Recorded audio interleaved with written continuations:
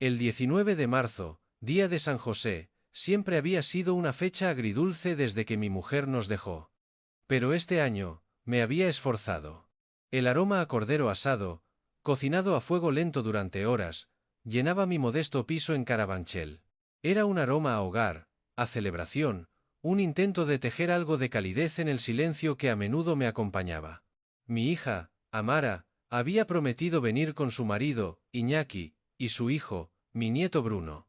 Incluso mi hermana Elvira se uniría. Por primera vez en mucho tiempo, sentí una chispa de la antigua alegría familiar. Llegaron puntuales, pero trajeron consigo una atmósfera que no encajaba con el humilde calor de mi casa. Iñaki, con su camisa perfectamente planchada y su aire de confianza que solo el dinero puede comprar, parecía analizar cada rincón de mi salón con una condescendencia educada. Amara, mi Amara, se movía con una impaciencia apenas disimulada, como si estar allí fuera una obligación social que debía cumplir. Papá, aquí tienes tu regalo. Si ganas, acuérdate de que la mitad es mía, dijo Amara, y su voz cortó el aire mientras lanzaba un pequeño papel arrugado sobre la mesa. Aterrizó junto a la fuente del cordero. Mis dedos, curtidos por 40 años de trabajo en un taller mecánico, lo recogieron. 1/10 de euromillones, 3 euros. Los números bailaron ante mis ojos mientras intentaba procesar la escena. Muy amable, cariño, conseguí decir, forzando una sonrisa que se sentía como una máscara de yeso. Oh, pero espera, interrumpió Amara, su voz elevándose con un entusiasmo teatral que helaba la sangre. Aún no le he dado a Iñaki su regalo. Se giró y sacó una elegante caja de regalo de detrás de su silla, una de esas que cuestan más que mi compra semanal. El lazo de seda brillaba bajo la sencilla luz de mi comedor. Iñaki se enderezó, su postura impecable. Era el padre de su marido, un hombre que nunca había tenido que preocuparse por el dinero en su vida, y se notaba. Amara abrió la caja con reverencia. Esto, anunció, levantando unos billetes de crucero de su forro de seda, ha costado 12 euros. Iñaki se merece lo mejor por todo lo que ha hecho por nuestra familia. El peso del 10º de lotería en mi mano de repente se sintió microscópico, insignificante. Observé cómo Iñaki examinaba los billetes con satisfacción, sus dedos cuidados trazando las letras doradas. Ahora, esto es lo que yo llamo un regalo en condiciones, Amara, dijo Iñaki, con ese tono de aprobación reservado para las cosas caras. Sus ojos se encontraron con los míos a través de la mesa. Tu padre te ha enseñado bien. La frase quedó suspendida en el aire, densa como el humo. Elvira, mi hermana, carraspeó, y mi sobrino se encontró de repente fascinado por el patrón de su plato. Papá siempre decía que las acciones hablan más que las palabras, respondió Amara, con una risa brillante y afilada. Miró a Iñaki, y algo pasó entre ellos, una mirada de complicidad que me oprimió el pecho. Algunas personas demuestran su amor con grandes gestos. Otras, hizo un vago ademán hacia mi 10º de lotería, punto con lo que pueden. Sostuve el papel con firmeza, aunque mis manos querían temblar. Aprecio el detalle, Amara, de verdad. Oh, es solo una bromita, dijo ella, restándole importancia con un gesto. Pero en serio, si te toca el gordo, quiero mi parte. Lo pagué yo, después de todo. Iñaki soltó una risa grave y satisfecha. Quizás el año que viene Julián nos sorprenda a todos con algo más sustancial. La luz de la tarde entraba por la ventana, iluminando cada expresión incómoda alrededor de mi mesa. El tenedor de Elvira se detuvo a medio camino. La esposa de mi sobrino estudiaba las fotos familiares en mis paredes con una intensidad repentina. Estos billetes de crucero, continuó Iñaki, abanicándolos como si fueran cartas, representan 2 semanas por el Mediterráneo. Camarotes de primera clase, balcón privado, todo incluido. El tipo de experiencia que crea recuerdos imborrables. Asentí, con la garganta apretada. Suena maravilloso. Lo es, corroboró Amara. Iñaki siempre ha estado ahí para nosotros económicamente. Nos ayudó a comprar la casa, pagó el colegio privado de Bruno, incluso cubre nuestra cuota del club de campo. Se ha ganado algo especial. El 10º de lotería parecía a punto de desintegrarse en mi puño. Recordé los turnos dobles en el taller, las horas extra arreglando transmisiones y reconstruyendo motores, todo para pagar la universidad de Amara. Las noches que me quedé dormido en el sillón, demasiado cansado para llegar a la cama, para poder permitirme sus libros de texto. Todo ese sacrificio, reducido a un chiste de 3 euros. Bueno, dije en voz baja, espero que ambos disfrutéis del crucero. Se fueron tan rápido como habían llegado. El portazo de los coches, el rugido de los motores y sus voces se desvanecieron en el aire del atardecer. Me quedé en la mesa, sosteniendo el billete de lotería, viendo cómo la última luz del sol desaparecía de mi comedor. La casa se sumió en el silencio familiar de mi vida solitaria, un silencio que esa noche pesaba más que nunca. Pasaron 3 días en los que el recuerdo de la humillación del Día del Padre se había enquistado en mi pecho como una astilla. La mañana del cuarto día, me senté en la mesa de la cocina con mi café y mi ordenador portátil. Era un ritual que había mantenido durante 40 años, revisar mi extracto bancario mensual. Primero como un joven padre contando cada céntimo, ahora como un jubilado cuidadoso protegiendo lo poco que tenía. Mi dedo trazó la lista de transacciones en la pantalla. Facturas de servicios públicos, compras en el supermercado, la modesta cantidad que había gastado en los ingredientes para la comida del Día del Padre. Todo en orden, todo esperado, hasta que llegué a una línea que hizo que el café se me enfriara en la boca. Servicios de viaje premium. 12,0 euros. Parpadeé, seguro de haber leído mal. La cifra me devolvió la mirada, inalterada. Mis manos temblaron mientras cotejaba la fecha con mi calendario. Una semana antes, un jueves. Yo no había estado ni cerca de una agencia de viajes. La comprensión me golpeó como un puñetazo en el estómago, dejándome sin aire. Amara.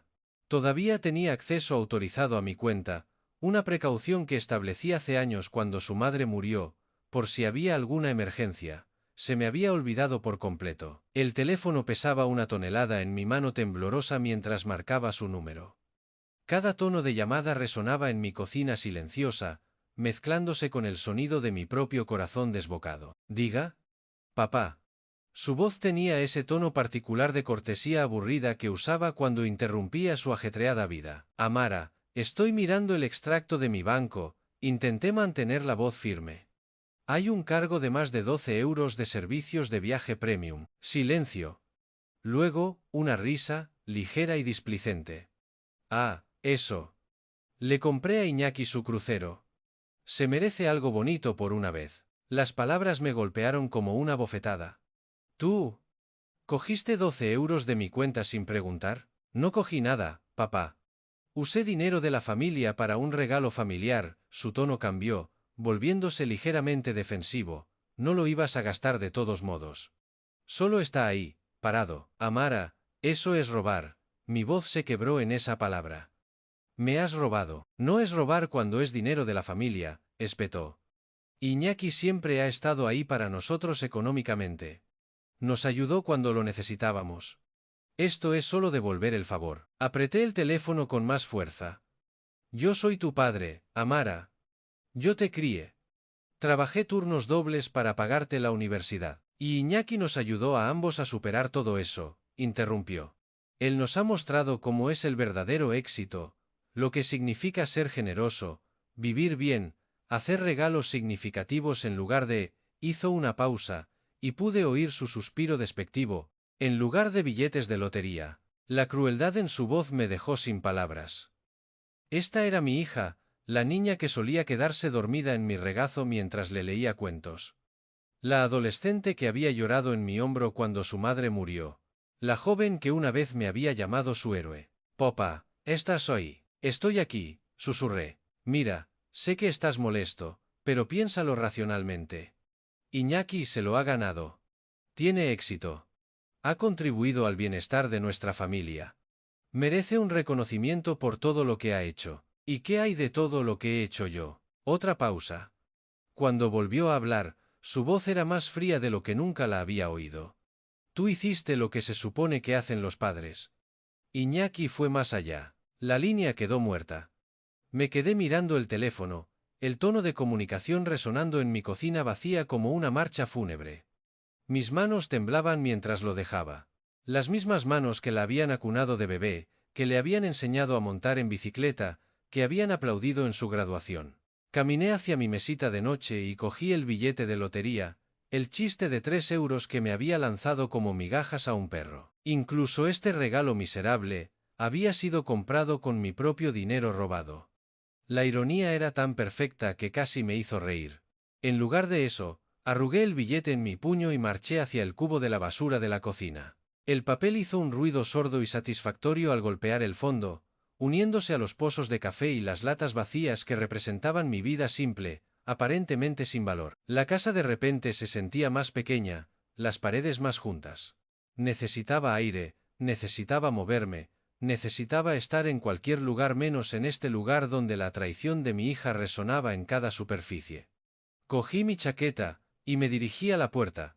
Mis piernas me llevaron por las calles familiares de mi barrio, una ruta que había recorrido miles de veces pero que hoy se sentía extraña, hostil. El aire de la mañana era fresco, lleno de los sonidos de la vida suburbana. Cortacéspedes arrancando, niños jugando, vecinos saludándose por encima de las vallas. La señora Patterson me saludó desde su jardín, sus manos artríticas tratando con delicadeza sus tomateras. «¡Qué mañana más bonita, Julian!». «Sí, lo es», respondí automáticamente, aunque el día me parecía de todo menos bonito. Pasé por delante de la casa de los Henderson, donde Tomás estaba enseñando a su nieto a lanzar una pelota de béisbol.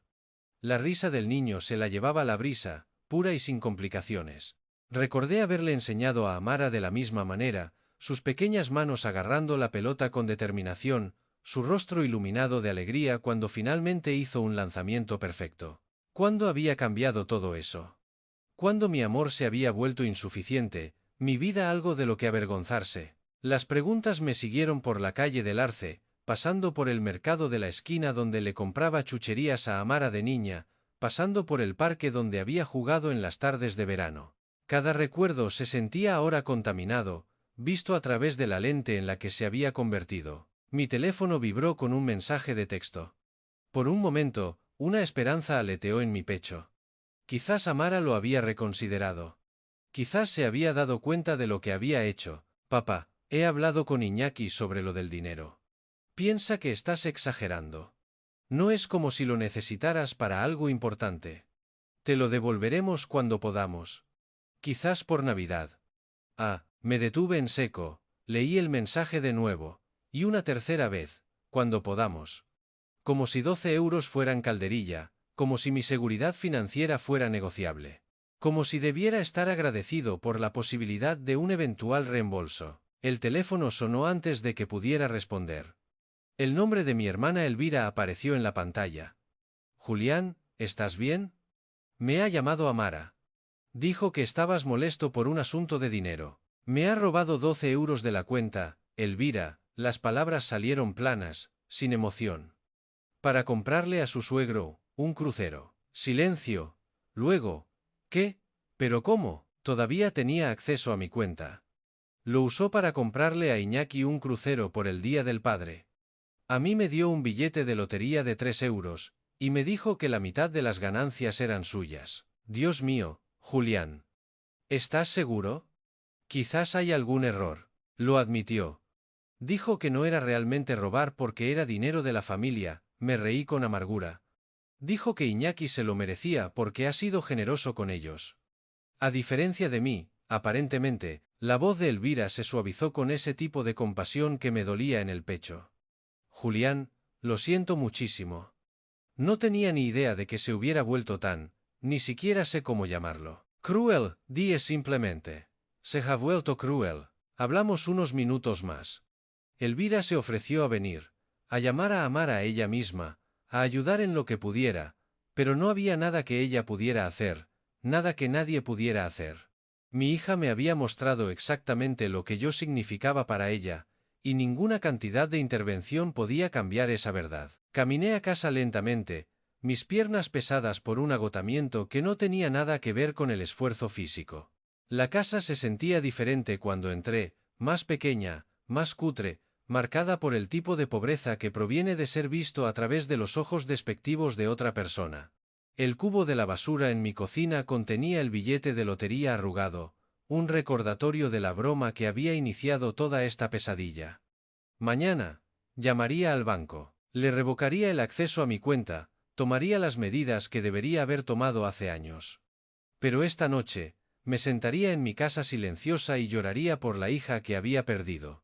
La relación que había muerto en algún punto del camino sin que yo me diera cuenta. La mañana siguiente llegó con esa claridad brutal que sigue a una noche de insomnio. Me senté en la mesa de mi cocina, el café enfriándose, mientras miraba el número de teléfono del banco escrito en un trozo de papel. Mis manos, por primera vez en 24 horas, se sentían firmes. Banco Nacional, Servicio de Atención al Cliente. Le atiende Rebeca. ¿En qué puedo ayudarle? Necesito revocar el acceso autorizado a mi cuenta, dije. Alguien ha estado haciendo compras no autorizadas. La conversación fue sorprendentemente sencilla. La voz de Rebeca transmitía una simpatía profesional mientras me guiaba a través del proceso. En 15 minutos, el acceso de Amara fue terminado. Se implementaron nuevas medidas de seguridad, y sentí algo que no había experimentado en años, la sólida certeza de estar protegiéndome a mí mismo. ¿Hay algo más en lo que pueda ayudarle hoy, señor Woods? No, eso es todo. Gracias. Colgué y miré mi cocina con nuevos ojos. El modesto espacio se sentía diferente. No cutre, sino honesto. Limpio. Mío. Mi mirada se posó en el cubo de la basura, y recordé el billete de lotería arrugado entre los pozos de café. El chiste de 3 euros que había iniciado todo este desastre, comprado con mi propio dinero robado y devuelto a mí como si fuera un caso de caridad. Caminé hacia él, y miré el papel arrugado. Incluso este gesto patético había sido pagado con dinero tomado de mi cuenta sin permiso. La ironía era casi para reírse. Me había robado para comprarme un regalo, y luego reclamaba la mitad de las posibles ganancias. Con una ira repentina y decisiva, cogí el billete y lo alisé sobre la encimera. Los números me devolvieron la mirada: 7, 14, 23, 35, 42 y el reintegro, 18. Los memoricé, esos dígitos que representaban todo lo que estaba mal en mi relación con mi hija. Luego, volví a arrugar el papel, y lo tiré de nuevo a la basura con más fuerza de la necesaria. La mañana se extendía ante mí, vacía y silenciosa. Necesitaba moverme, despejar mi cabeza, estar en otro lugar que no fuera esta cocina donde la traición de ayer todavía resonaba en las paredes. Cogí mi chaqueta y salí, dejando que mis pies me llevaran por las calles familiares de mi barrio. El aire de la mañana era fresco, lleno de los sonidos del trabajo honesto. Cortacéspedes arrancando, niños jugando, vecinos saludándose por encima de las vallas. La señora Patterson estaba de nuevo en su jardín, sus manos curtidas tratando con delicadeza sus rosas. Levantó la vista cuando pasé, su sonrisa cálida y genuina. Buenos días, Julián, hoy madrugas. No podía dormir, dije, deteniéndome en su valla. Pensé que un paseo podría ayudar. Ella asintió con conocimiento de causa. A veces, se piensa mejor cuando los pies están en movimiento. Mi marido solía decir eso. Su difunto esposo había sido un buen hombre, un mecánico como yo que había trabajado con sus manos y tratado a la gente con respeto. El tipo de hombre que entendía que el carácter importaba más que las cuentas bancarias. Tenía razón en eso, dije. Continué caminando, pasando la casa de los Henderson, donde Tomás estaba lavando su coche con la ayuda de su nieto. El niño estaba más interesado en salpicar agua que en limpiar, pero a Tomás no parecía importarle. Sus risas se oían en la brisa, sin complicaciones y puras. 2 calles más abajo, pasé por el mercado de la esquina donde le compraba chucherías a Amara de niña. El dueño, el señor Chen, estaba colocando fruta en su escaparate, cada manzana y naranja puestas con cuidado. Llevaba allí 30 años, sirviendo al barrio con una dignidad tranquila, sin hacerse rico, pero sin comprometer nunca sus principios. Esta gente entendía algo que Amara había olvidado, que hay honor en el trabajo honesto, en tratar a la gente con respeto, en construir relaciones basadas en algo más sustancial que el beneficio económico. En ese momento, borré el mensaje de Amara sin responder y seguí caminando. Las calles familiares de mi barrio me envolvieron como una manta cómoda, llenas de los sonidos y las vistas de personas que vivían vidas honestas. Pasara lo que pasara a continuación, lo enfrentaría en mis propios términos, con mi dignidad intacta. El cubo de la basura en mi cocina Contenía el billete de lotería arrugado, olvidado y sin valor, mientras yo caminaba hacia lo que viniera después, con la cabeza bien alta. Habían pasado 3 días desde que tomé el control de mis finanzas. 3 días tranquilos de café matutino, comidas sencillas y el tipo de paz que proviene de saber que has hecho lo correcto. Estaba revolviendo unos huevos en mi sartén de hierro fundido cuando el teléfono rompió el silencio con su estridente demanda de atención. Papá, ¿qué demonios le has hecho a mi tarjeta? La voz de Amara explotó a través del auricular antes de que pudiera decir hola. Ha sido rechazada en el Corte Inglés. ¿Tienes idea de lo vergonzoso que ha sido? Dejé la espátula con cuidado, mi mano sorprendentemente firme. Te quité el acceso después de que me robaras 12 euros de mi cuenta. Yo no robé nada. Su voz se agudizó, con ese tono familiar que usaba de adolescente cuando la pillaban en una mentira. Ese dinero era para la familia, para alguien que realmente contribuye a esta familia. No pediste permiso, Amara. Simplemente lo cogiste. A través del teléfono, podía oír el crujido de las bolsas de la compra, el zumbido lejano del tráfico del centro comercial. Me estaba llamando desde el aparcamiento de cualquier tienda cara que la acabara de humillar. Estaba allí de pie con un bolso de 750 euros, papá. 750 euros. La dependienta pasó mi tarjeta 3 veces antes de decirme, delante de todo el mundo, que estaba rechazada. Otros clientes estaban mirando. Parecía una persona cualquiera que no puede pagar sus compras. La forma en que dijo persona cualquiera hizo que se me oprimiera el pecho, como si no poder permitirse un bolso de 750 euros fuera una especie de fallo moral. Siento que te hayas sentido avergonzada, dije en voz baja. Pero eso no cambia lo que hiciste. Lo que yo hice, se rió, pero no había humor en ello. Lo que yo hice fue tratar a Iñaki con el respeto que se merece, algo que tú nunca has aprendido a hacer. Llevé el teléfono a la mesa de la cocina, sentándome en la misma silla donde descubrí su robo apenas unos días antes. Amara, yo te crié. Trabajé 60 horas a la semana para pagarte la universidad. Pensé que eso contaba para algo, y Iñaki nos ayudó a superar todo eso, espetó. Él nos ha mostrado cómo es el verdadero éxito, lo que significa ser generoso, no sentarse sobre montones de dinero como una especie de avaro. La acusación me golpeó como un golpe físico.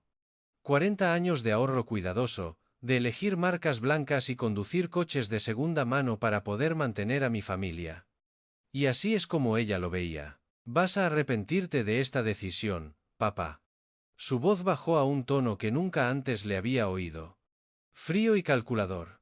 ¿Crees que puedes humillarme públicamente y simplemente irte de rositas? ¿Crees que no habrá consecuencias? Amara, no estoy tratando de hacerte daño.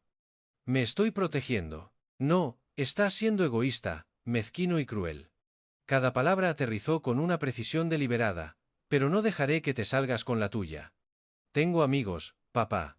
Gente que importa en esta comunidad, gente que entiende lo que realmente significa la lealtad familiar. La línea quedó muerta con un clic agudo que resonó en mi cocina silenciosa. Dejé el teléfono y volví a mis huevos, pero se habían enfriado en la sartén. Incluso recalentados, sabían a ceniza. Esa noche, intenté distraerme con la televisión, cambiando de canal sin realmente mirar. Mi tablet estaba en la mesa de centro, sin abrir desde el día anterior. Había estado evitando las redes sociales, evitando la tentación de ver la vida de Amara desde la distancia, pero la curiosidad finalmente ganó. Abrí Facebook. Y allí estaba. La publicación de Amara estaba en la parte superior de mi feed, acompañada de una foto suya con aspecto devastado, sus ojos enrojecidos por lágrimas cuidadosamente aplicadas. Tener que escribir esto me rompe el corazón, pero necesito apoyo ahora mismo. Mi padre ha decidido cortarme el acceso a lo que siempre ha sido nuestro dinero familiar. Después de años de estar ahí para él, ayudándole a superar la muerte de mamá, gestionando sus asuntos cuando no podía, de repente ha decidido que no soy digna de su confianza. Todo porque le compré a Iñaki, que ha sido más una figura paterna para nuestra familia que nadie, un regalo con dinero que estaba sin usar en una cuenta. Nunca pensé que mi propio padre pudiera ser tan egoísta y cruel. Sinceramente, estoy cuestionando todo lo que creía saber sobre el hombre que me crió. La publicación tenía 47 me gusta y 23 comentarios. Los leí, mi estómago revolviéndose con cada respuesta compasiva. Oh, Dios mío, Amara, lo siento mucho. La gente mayor puede volverse muy paranoica con el dinero. Tu padre debería estar agradecido de tener una hija tan atenta. Esto es horrible. Iñaki es un hombre tan maravilloso. Se merecía ese regalo. Tu padre está siendo ridículo. Cerré la tablet y me senté en mi sala de estar a oscuras, escuchando los crujidos de la casa. En algún lugar de mi cocina, olvidado en la basura, yacía el billete de lotería arrugado que había iniciado toda esta pesadilla.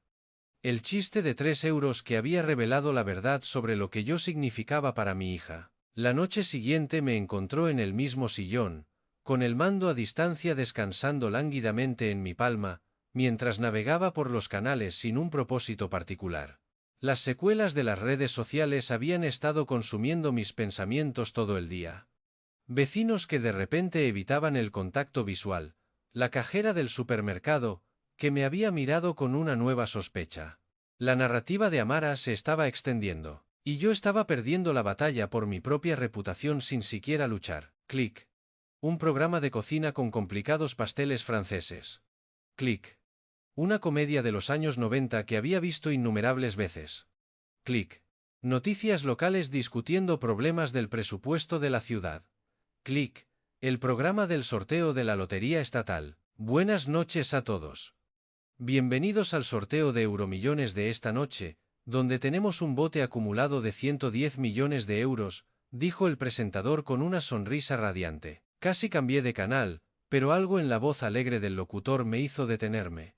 Quizás fue lo absurdo de la situación. Aquí estaba yo, siendo llamado un avaro codicioso por proteger mis modestos ahorros, mientras alguien estaba a punto de ganar más dinero del que yo podría gastar en 10 vidas. Y los números ganadores de esta noche son... La voz del presentador adoptó ese tono ceremonial reservado para las grandes ocasiones: 7, 14, 23, 35, 42. Y la estrella es... el 18. Mi mano se congeló en el mando. Esos números sonaban familiares, inquietantemente familiares. Cogí un bolígrafo de la mesa de centro y garabateé los números en el reverso de un sobre mientras el locutor los repetía. Repetimos la combinación ganadora: 7, 14, 23, 35, 42. Y la estrella, el 18. Mi corazón comenzó a acelerarse antes de que mi mente lo asimilara por completo. Conocía esos números. Los había visto recientemente. Los había mirado el tiempo suficiente para memorizarlos en un momento de ira e ironía. El billete de lotería. El trozo de papel arrugado que había tirado con asco hace 3 días. Me tambaleé hacia la cocina, mis piernas inestables debajo de mí. El cubo de la basura estaba inocentemente junto a la encimera, lleno de los detritos de una vida solitaria, pozos de café, latas vacías, restos de comida. Metí las manos en el desorden, hurgando entre cáscaras de plátano y servilletas de papel empapadas, buscando un pequeño trozo de papel, que podría cambiarlo todo. Mis dedos lo encontraron cerca del fondo, pegado al costado de un envase de yogur. El billete de lotería, manchado de café, y arrugado más allá de lo reconocible, pero aún legible. Lo llevé al fregadero de la cocina, y enjuagué cuidadosamente los peores restos, mis manos temblando mientras lo desdoblaba. Set, 14, 23, 35, 42. Y el reintegro, 18. Perfecto. Cada uno de los números coincidía. Me dejé caer pesadamente en mi silla de la cocina, mirando el billete dañado con incredulidad. El chiste de 3 euros que Amara me había lanzado como migajas a un perro. El regalo que había comprado con mi propio dinero robado, y del que luego había reclamado la mitad de la propiedad. El trozo de basura que había desechado con ira. Valía 110 millones de euros. Llamé a la línea directa de la lotería con dedos temblorosos, siguiendo las indicaciones automáticas para verificar los números ganadores. La voz mecánica confirmó lo que ya sabía. La combinación ganadora del sorteo de Euromillones de esta noche es 7, 14, 23, 35, 42, con la estrella 18. El importe del bote es de 110 millones de euros. Colgué y miré mi modesta cocina con nuevos ojos. Los electrodomésticos anticuados, el suelo de linóleo gastado, la sencilla mesa donde comía mis comidas solitarias. Todo de repente se sentía surrealista, como un decorado de cine a punto de ser desmontado y reemplazado por algo completamente diferente. El billete de lotería yacía sobre mi mesa, todavía húmedo por su rescate de la basura, todavía arrugado por la fuerza de mi enfado al desecharlo. La voz de Amara resonó en mi memoria. Si ganas, recuerda que la mitad es mía. Apenas dormí esa noche, alternando entre revisar el billete de lotería por centésima vez y mirar el techo con incredulidad. Por la mañana, me había convencido de que debía ser un error, una alucinación provocada por el estrés y el aislamiento social.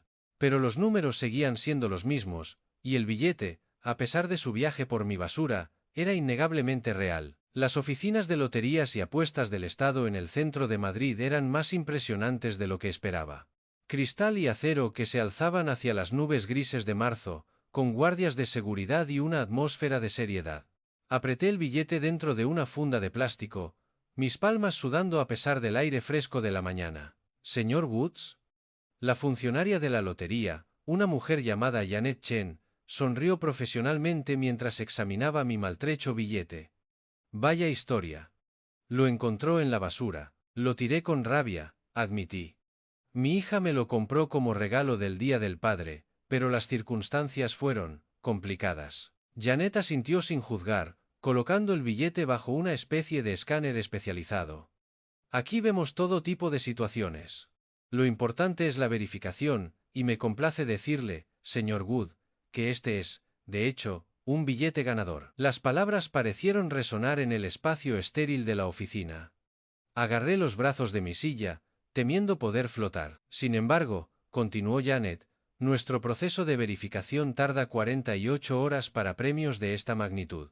Necesitamos confirmar la autenticidad del billete a través de múltiples medidas de seguridad, preparar la documentación legal y organizar el proceso de pago. Asentí aturdido, firmando papeles y proporcionando mi identificación, apenas procesando la cascada de información sobre impuestos, opciones de pago y procedimientos de publicidad.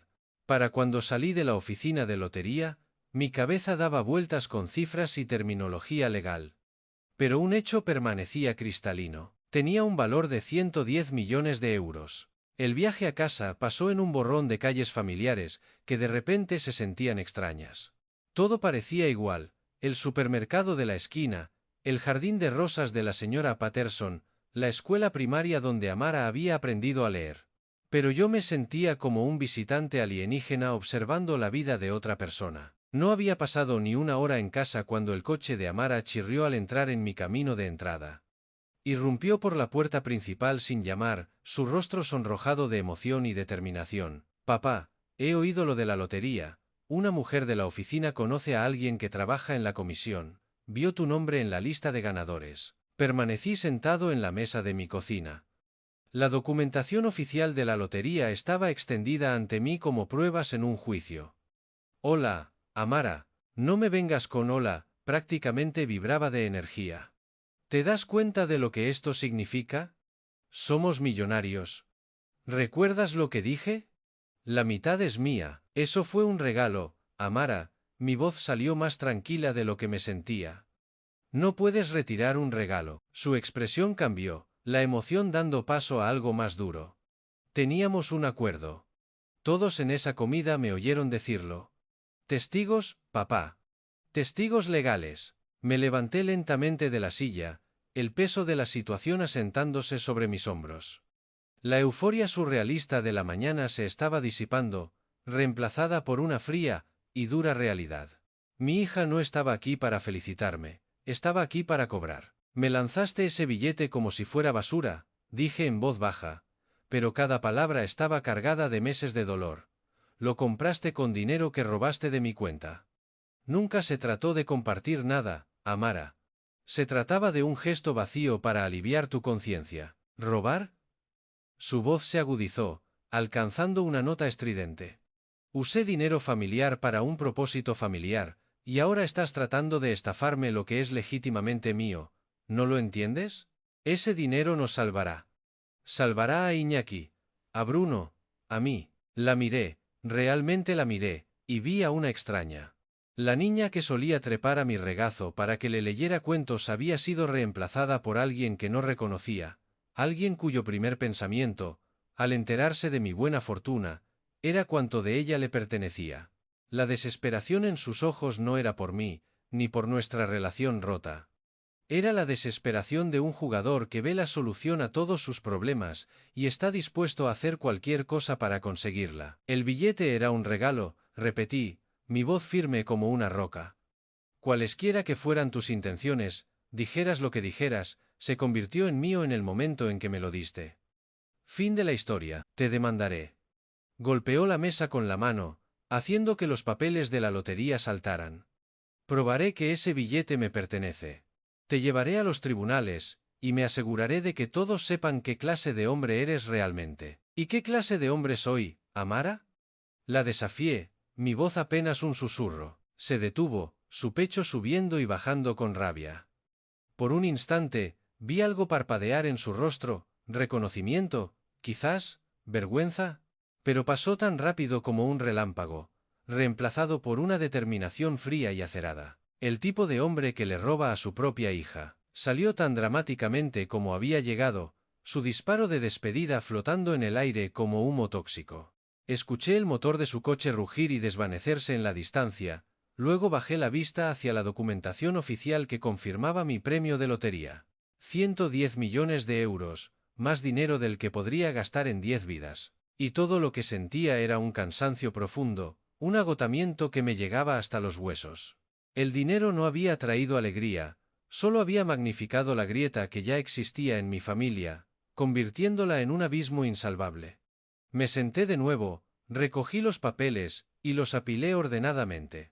La batalla acababa de empezar, y sabía, con una certeza desoladora, que mi hija no se detendría ante nada, pero yo tampoco. Por primera vez, no iba a ceder. Esta vez, la lucha no era por el dinero, era por mi dignidad. Me desperté con el sonido de mi teléfono vibrando incesantemente en la mesita de noche. 15 llamadas perdidas, 12 mensajes de texto, y una cascada de notificaciones de redes sociales, que me revolvieron el estómago antes de estar completamente consciente. La primera publicación en Facebook apareció a las 6:47 a.m., justo cuando la mayoría de la gente comenzaba su día con café y noticias matutinas. Urgente. Mi padre ha robado mi billete de lotería, y está reclamando todo el premio para él. Este es el mismo hombre que me cortó el acceso al dinero familiar, y me humilló públicamente. El billete fue mi regalo para él con el claro entendimiento de que las ganancias se compartirían. Esto es abuso de ancianos a la inversa, cuando las personas mayores se obsesionan tanto con el dinero que engañan a sus propios hijos. Por favor, compartid esta publicación. Necesito que la gente sepa la verdad. La publicación incluía una foto mía de la Navidad pasada, con aspecto serio y algo severo con mi jersey festivo. Debajo, los comentarios ya se acumulaban como un incendio forestal digital, pero Amara no se había detenido ahí. Su Instagram presentaba un vídeo lloroso de ella sentada en su coche, el rímel corriendo por sus mejillas mientras hablaba directamente a la cámara. Normalmente no aireo los asuntos familiares así, pero estoy desesperada. Mi propio padre me ha robado el billete de lotería, literalmente robado. Y ahora reclama los 110 millones de euros para él solo. Compré ese billete como regalo del Día del Padre. Dije en broma la mitad es mía porque eso es lo que haces con la familia, ¿verdad? Compartes. Pero aparentemente mi padre escuchó eso como un desafío legal en lugar del amor de una hija. Iñaki había coordinado su propia campaña en LinkedIn y Facebook, sus publicaciones llevando el peso de la credibilidad profesional. Ser testigo del abuso financiero a los ancianos es devastador, pero el abuso de ancianos a la inversa es igualmente dañino para las familias. Cuando las personas mayores se obsesionan con el dinero hasta el punto de traicionar la confianza y generosidad de sus hijos, todos perdemos. Mi esposa está desconsolada por la codicia de su padre. El billete de lotería fue comprado como un regalo con claros acuerdos verbales sobre compartir. Sin embargo, él reclama la propiedad exclusiva. Este comportamiento destruye familias y comunidad. Mi teléfono sonó de nuevo. Elvira. Julián, ¿qué demonios está pasando? Mi vecina acaba de llamarme preguntando si realmente le has robado el billete de lotería a Amara. Las redes sociales están que arden. Le expliqué la situación lo más sencillamente que pude. Pero incluso para mis propios oídos, sonaba complicado. Sí, Amara había comprado el billete. Sí, había hecho bromas sobre compartir las ganancias. Sí, yo había ganado. No, no creía que le debiera nada. Pero Julián, dijo Elvira suavemente, ella te lo compró. Con dinero que robó de mi cuenta, le recordé. Al mediodía, la historia se había vuelto viral en nuestro pequeño rincón de Internet. Los grupos de Facebook locales bullían con debates sobre lealtad familiar, obligaciones legales y responsabilidades morales. La aplicación de vecinos presentaba acaloradas discusiones sobre el codicioso ganador de la lotería en Carabanchel. Cometí el error de leer los comentarios en las publicaciones de Amara. Esto es asqueroso. ¿Cómo puede un padre hacerle esto a su hija? Aquí tienen que intervenir los abogados. Esto es un robo, simple y llanamente. Conozco a esta familia. La hija siempre ha sido tan generosa y amable. El padre siempre ha sido raro con el dinero. Tim Amara, de ninguna manera un viejo debería quedarse con el dinero que le pertenece a su hija. La red profesional de Iñaki también se había movilizado. Colegas de su firma de inversión compartían sus publicaciones con serios comentarios sobre valores familiares y ética financiera. Su círculo social compartido, gente que yo conocía desde hacía años, apoyaba públicamente la versión de los hechos de Amara. Cerré mi portátil y caminé hacia la ventana de mi cocina, mirando el barrio que había llamado hogar durante 30 años. 3 vecinos estaban cerca de mi buzón, discutiendo claramente la situación. Cuando me vieron en la ventana, se dispersaron como niños culpables. Mi teléfono vibró con un mensaje de un número desconocido. La Sexta quiere entrevistarle sobre la controversia de la lotería. ¿Puede llamarnos? Otro mensaje. El País busca comentarios sobre la disputa familiar de la lotería. Y otro. Representación legal disponible para disputas de billetes de lotería. Consulta gratuita. Apagué el teléfono, y me senté en mi cocina silenciosa.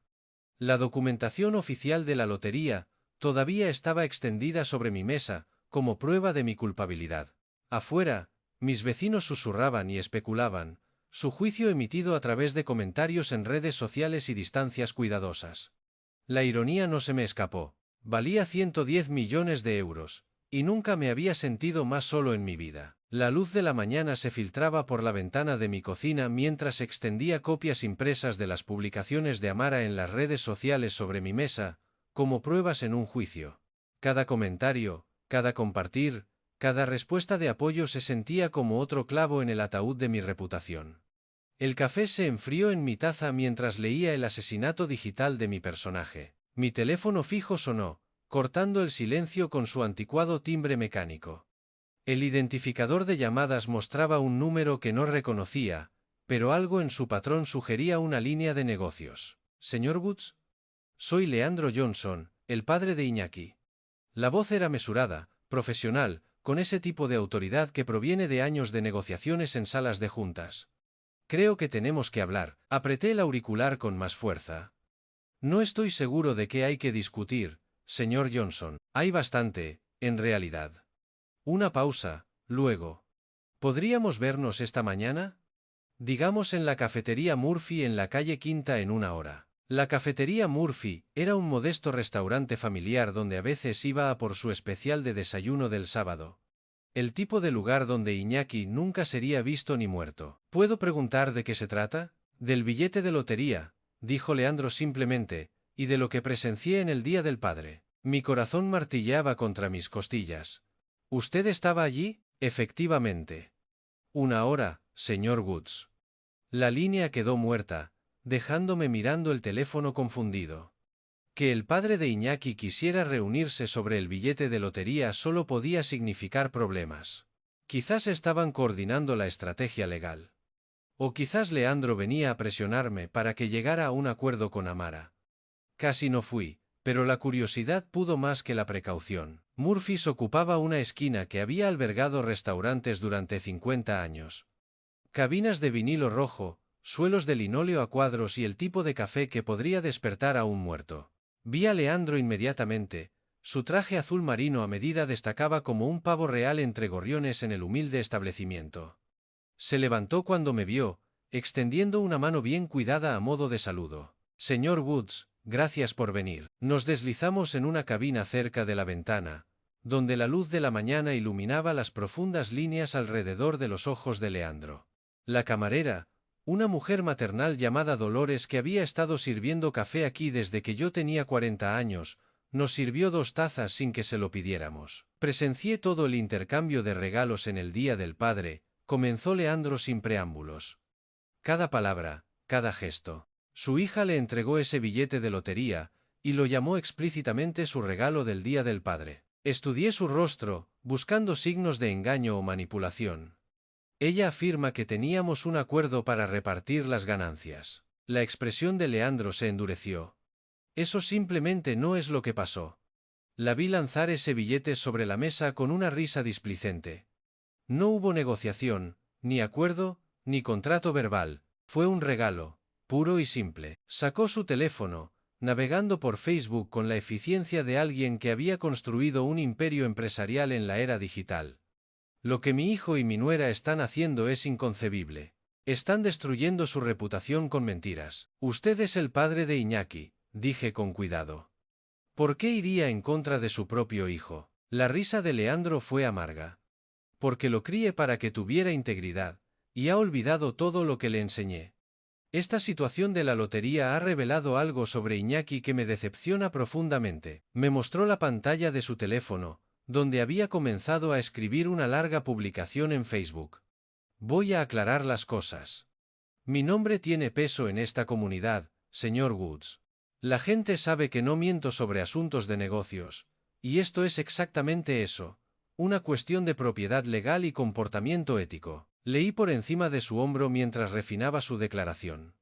Como testigo de la reunión del Día del Padre en casa de Julian Woods, me siento obligado a abordar la actual controversia en las redes sociales. Observé personalmente a Mara Johnson comprar y presentar un billete de lotería a su padre como regalo del Día del Padre. No hubo negociación, ni acuerdo sobre compartir las ganancias, ni condiciones adjuntas al regalo. El señor Woods es el legítimo propietario de ese billete y de cualquier ganancia que pueda haber generado. La actual campaña en redes sociales en su contra se basa en información falsa, y no puedo permanecer en silencio mientras la reputación de un buen hombre está siendo destruida por miembros de mi propia familia. No tiene que hacer esto, dije en voz baja. Sí, tengo que hacerlo. El dedo de Leandro se cernía sobre el botón de publicar. Mi hijo ha olvidado lo que significa ser un hombre de honor. Quizás la vergüenza pública se lo recuerde, publicó la declaración, e inmediatamente su teléfono comenzó a vibrar con notificaciones. En cuestión de minutos, aparecieron comentarios de personas de la comunidad empresarial de Madrid, colegas que conocían la reputación de honestidad y trato justo de Leandro. Esto lo cambia todo, respiré, viendo cómo la marea de la opinión pública cambiaba en tiempo real. Leandro guardó su teléfono, y me miró directamente. Señor Woods, construí mi negocio sobre la integridad. No puedo ver a mi hijo destruir ese legado con mentiras y manipulación. Nos dimos la mano fuera de la cafetería, su agarre firme y tranquilizador.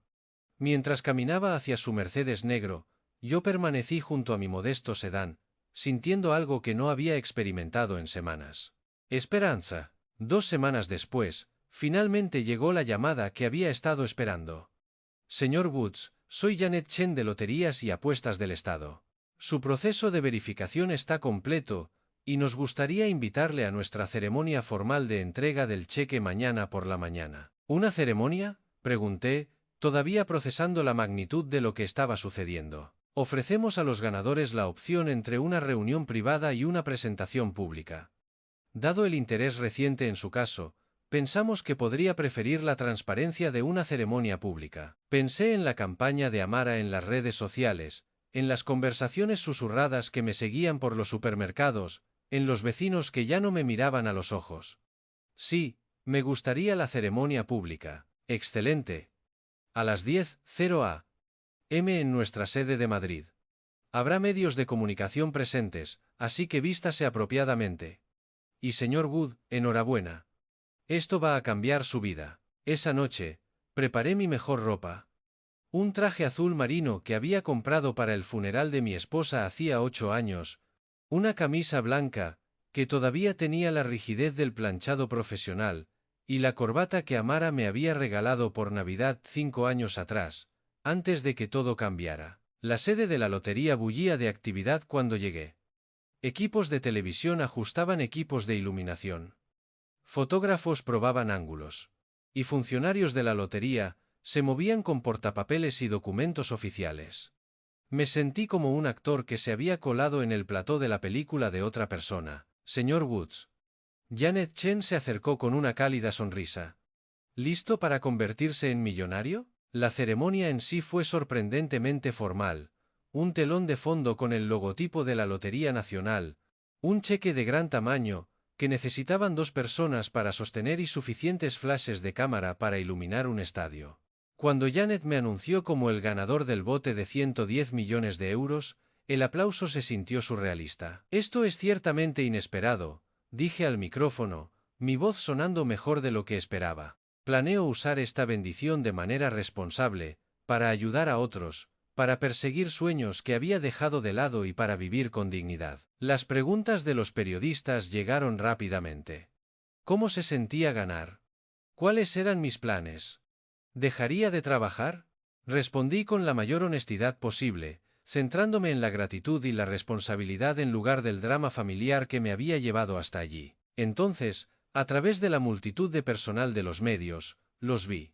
Amara e Iñaki se abrieron paso entre la gente, su rostro enrojecido por la determinación y la desesperación.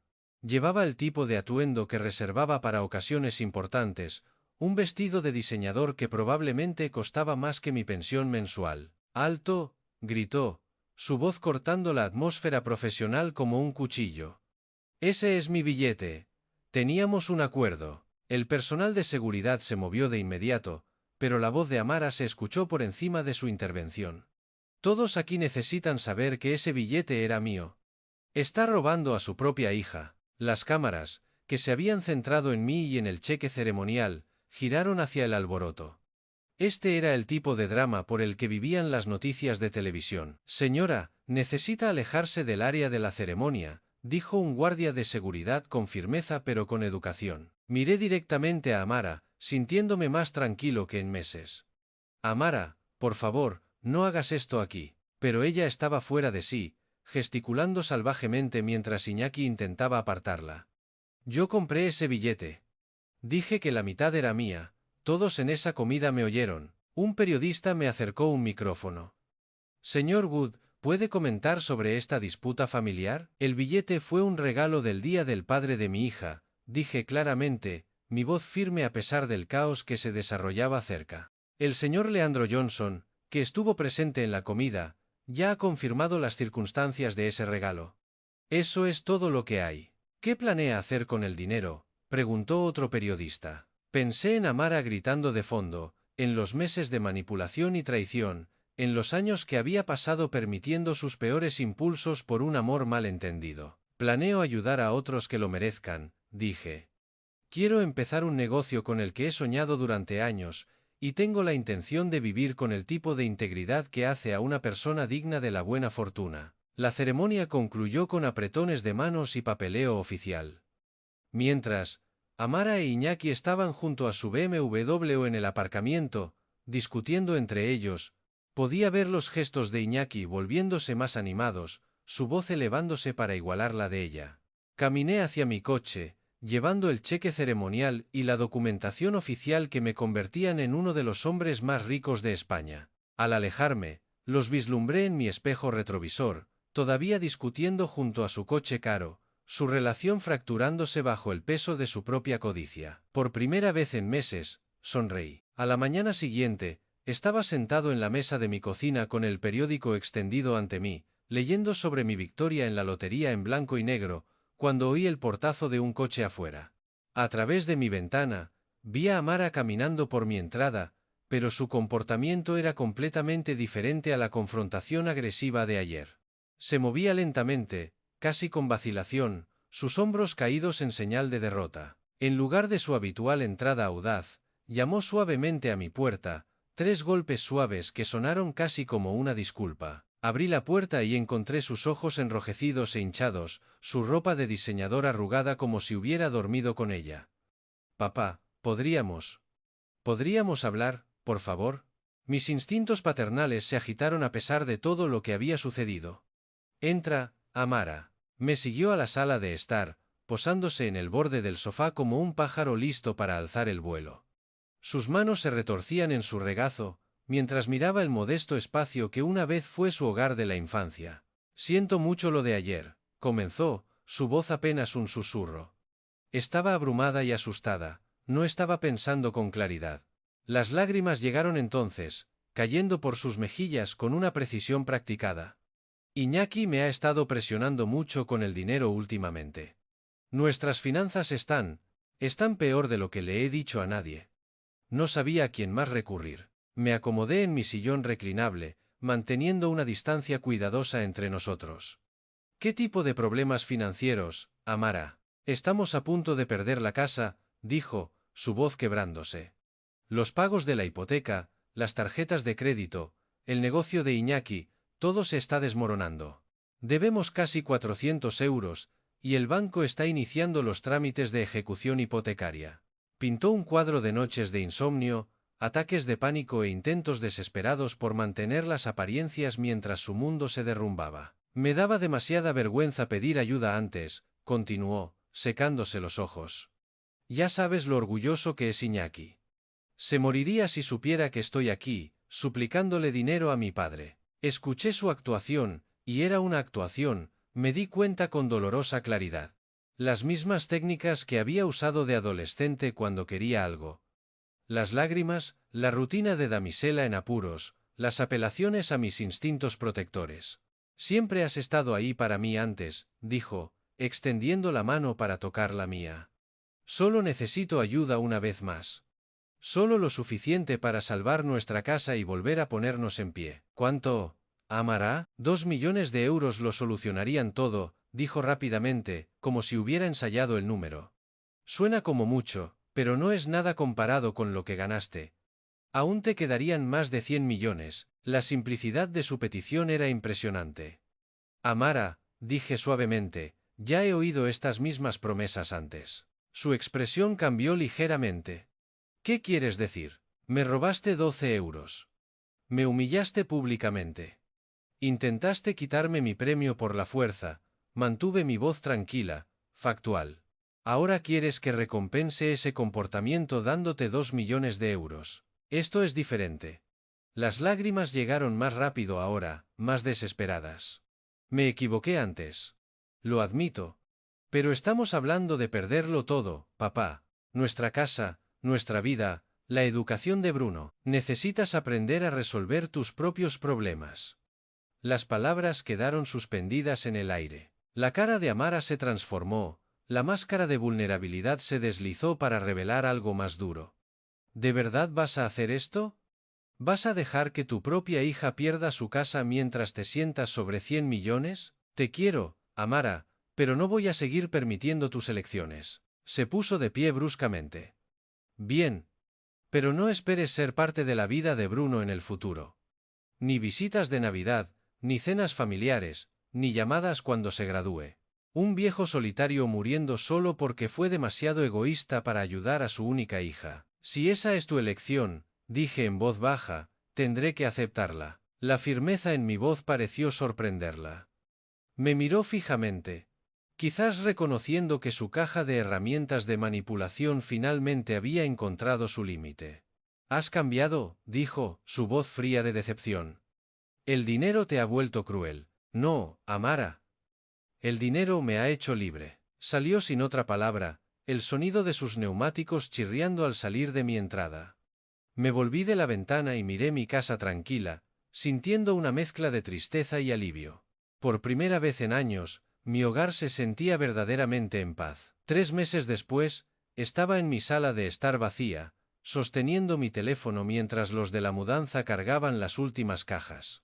Me desplacé hasta el contacto de Amara y seleccioné bloquear este número. Algunos puentes, una vez quemados, no están destinados a ser reconstruidos. Mi nueva casa estaba en una calle tranquila en Zaragoza. Lo suficientemente lejos de Madrid como para que las visitas inesperadas requirieran un compromiso real. El taller de restauración de clásicos Henderson había estado en venta durante meses. Cuando entré, inhalando el familiar olor a aceite de motor y pulimento, supe que había encontrado mi propósito. En una semana, Henderson se convirtió en restauración de clásicos Woods. Contraté a 3 mecánicos locales y establecí la Fundación Padres Coraje, recordando mis propias luchas después de la muerte de mi esposa. La tienda se convirtió en mi santuario. Trabajando junto a mecánicos más jóvenes, redescubrí la satisfacción de resolver problemas con mis manos en lugar de con mi chequera.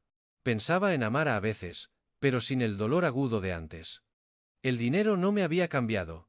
Había revelado quién había sido siempre debajo de años de permitir comportamientos tóxicos. El billete de lotería ahora colgaba enmarcado en mi oficina, no como un trofeo, sino como un recordatorio de que, a veces, los regalos más valiosos vienen disfrazados de basura, y las lecciones más necesarias vienen envueltas en dolor.